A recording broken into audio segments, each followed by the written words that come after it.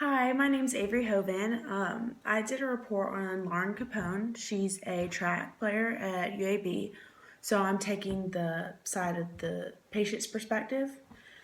Lauren had two stress factors in her L5 vertebrae and a 25% anterior shift of her L5 and at her S1. She developed a stress fracture as she was growing up by just being very active. Then one day at weights, back in September, she was doing a hand clean and felt a pop. And that's when she went to the doctor and found out that there was an anterior shift. She met with the doctor once a month, and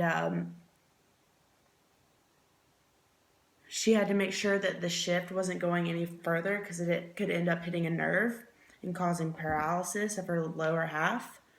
So she chose to have a doctor that was in the family so she could have a close connection. There would be a constant flow of information. In the recent past, she hasn't had the best experience with her doctors.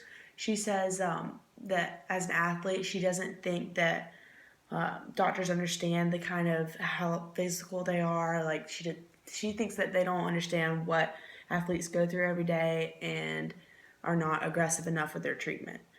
And after I got done interviewing Lauren, I interviewed a UAB employee who is a certified hyperbaric technician at UAB just to get his opinions on the matter.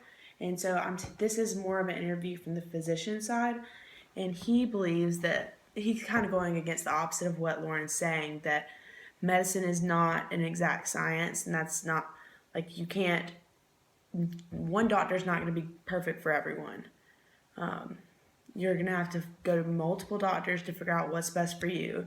And he made the reference that you don't just go to any mechanic to fix your car. You go to a certain one that you're comfortable with, that you think can do a good job for a specific thing. And he believes that the patient is just as much responsible for their health care as the doctor is.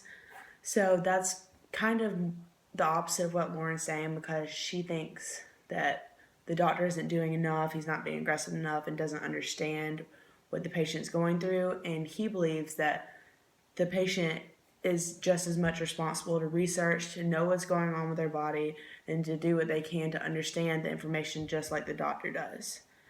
So that's what I got from my report. Thanks.